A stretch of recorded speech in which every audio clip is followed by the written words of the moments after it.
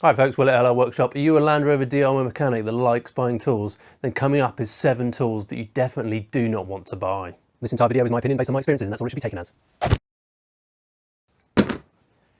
This is a chain wrench, or chain strap wrench, whatever you want to call it. And the idea is it's used for gripping circular things.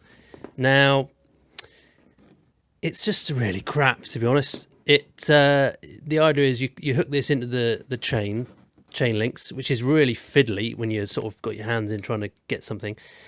And what you'll find is it never quite gets exactly on one. You put it on here, it's too loose. You put it on here, it's too tight. Now the idea is you're supposed to twist it to take up the slack, but it never quite seems to get a grip on it. And because this is metal, it just scratches the buggery anything you're trying to grip. Now I've typically used these on shock absorbers and on engine pulleys, and it's just metal on metal, and it just scrapes up anything you're trying to grip, and then doesn't really grip it that well at all. And it's got these serrated edges on here, but they've all worn down and been mashed in. If you can see on this end, they've all been starting to get mashed up. So all it does these days is just crush and scrape anything I'm trying to use it for. Plus this handle comes off, which is, it's not a very ergonomic handle either. That's a bit annoying. So anyway, what I use now instead is this. This is a boa constrictor strap wrench made with rubber.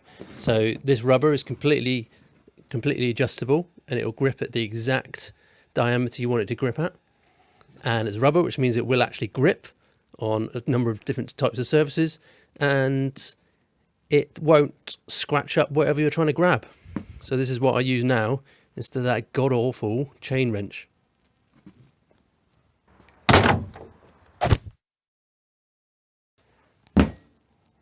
This is a hub nut box spanner, and it costs about £5. And the problem with this is it's okay for kind of doing up wheel bearings hand tight, but if you've got a really tight wheel bearing nut and you need to undo it, this thing is utterly useless. The problem is you can't put any torque because you need to put a bar through the 2 holes here. Now you think, that's all right, I've got an extension bar, I'll put that in. 1/2 inch extension bar. Oh no, wait. That's all right, I've got a 3/8 extension bar, and put that in. Oh, it fits. Oh, that's not really very much leverage at all. Never mind, I'll get something longer. Let's try a screwdriver. Let's put this nice long screwdriver in there. And then you realise that the screwdriver it just bends. It doesn't have any force in it to be able to tighten up the wheel bearing nuts. So that's all a bit rubbish, actually.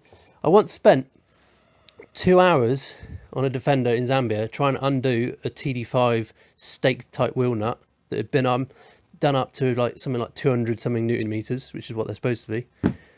Spent 2 hours trying to use one of these to get the nut off using a screwdriver and all sorts of rubbish, and in the end I had to resort to a screwdriver and a claw hammer to tap the nut off around it, which is ridiculous, all because somebody thought that they had the right tool for the job, and that's what I ended up having to use.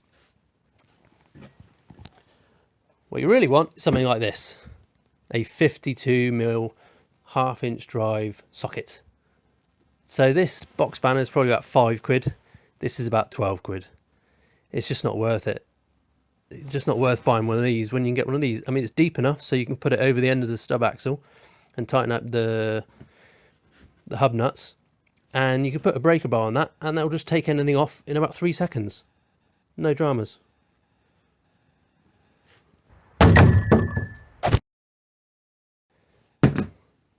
Adjustable spanner. This thing's just not really good enough for anything.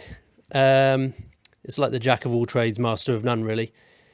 I guess my point here is that you want to buy just a set of spanners and that are just fit exactly on, because look at I mean, you've always got lots of play in, look at the play in that.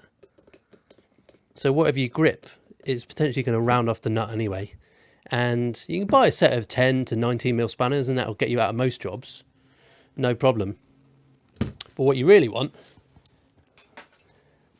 There's a set of 22mm and a 24mm. This will get you through most of the suspension nuts, because you've got to put a socket on one side and then hold it with the nut on the other side. And then the 22mm, this is used for panhard rod bolts. These two here will get you through what this one needs to be used for, holding the nuts on the back of the bolt. These just fit completely, and they don't take up much extra space. This is just useless in all regards.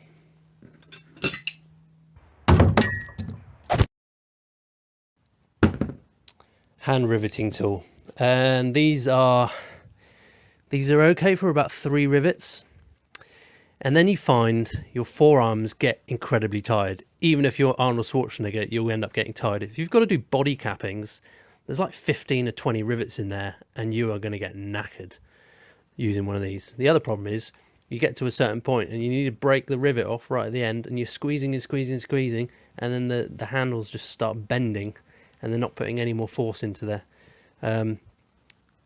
These are the most common riveting tools you'll see, and they're the cheapest, but you can do 1 or 2 rivets, but any more than that, it's just ridiculous. What you need is a pair of lazy tongs. These things are brilliant.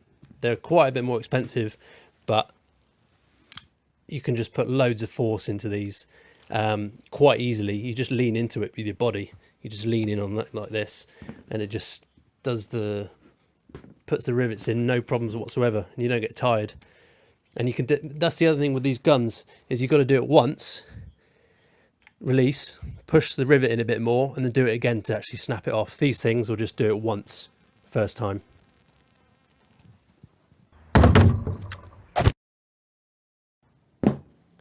This is just a simple metal drift, but the idea is you use this for wheel bearings to tap in. You tap on one side, then you tap the other, tap the other, tap the other, and you go down like that. You chase the wheel bearing race into the hub. The problem is that it starts getting rounded off quite easily on the top here, and then you start losing grip, because you've got a grip on the edge of this, because it's only a 1mm ledge on the edge of the race for you to tap down. So the problem is you've got a chance that this is going to slip and then scratch the interface of your bearing, and nobody wants that. What you can use instead is one of these bearing drift kits. Now this is the one that works on the Defender wheel bearings. It's a little bit smaller, but it works just as well. And it's made of alloy. You can see it's getting quite scratched up, but it's alloy means it's softer than the wheel bearing material, which means it's not going to damage your wheel bearings when you're putting them in. And you attach it up to the handle, and you can smash your wheel bearings in about 4 or 5 hits, and you don't have to worry about missing and scratching them up potentially.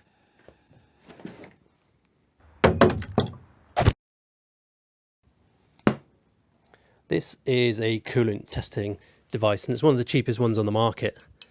And you see you've got some little balls in there that float, that show you how strong your coolant is. The problem with this one is these balls tend to get a little bit stuck, so you don't quite know if 2 of them floating or 3 would, but it's actually got a bit stuck in the bottom there. And the other thing is, this distance here, it's too far to get to the coolant level on a 300 TDI. So you've got to, and you can see that's pushing in there like that. So you've got to like squeeze it all the way down, put your fingers into the header tank, and then squeeze. And I've almost dropped this in the header tank quite a few times. It's just too small and too difficult to read, because you've got to count the balls and see where they may be up the side. So I got one of these, a lot easier to read, really long drawing up tube, and the discs are huge, they float really easily, and then it's got the information on the face here. This one's a lot better at reading the coolant strength.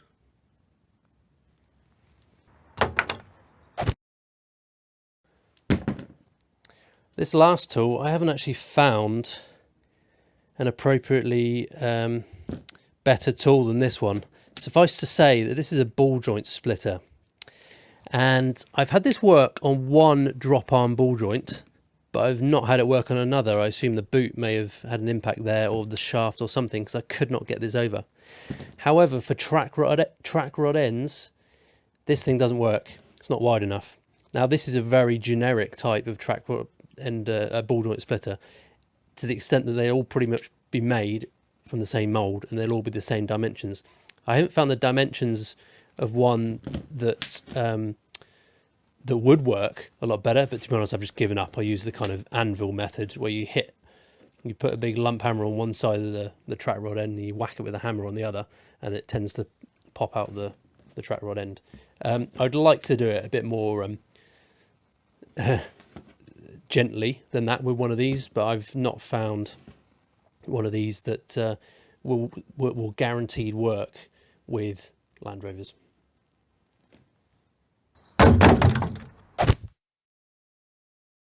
I'm not saying these type of tools aren't useful, I'm just saying that these specific exact tools bought of that type of tool are just utter shite and they shouldn't be bought. They're generally the cheapest tool of the range of tools available, and what tends to happen is when you let's say search on eBay for a particular tool, you're just flooded with generic Chinese crap for like the first several pages. It's really difficult to find a decent tool.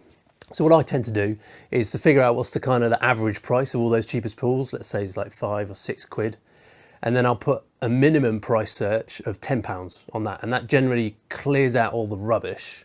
And then you go to the next tier, which generally you get a bit better value. You pay only a little bit more, but you'll get some quality that's it's not going to break straight away. It was just using materials that are a bit better, chrome vanadium instead of just steel and that kind of stuff.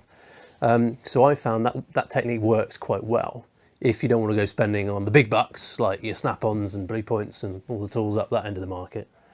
Then I found that works quite well.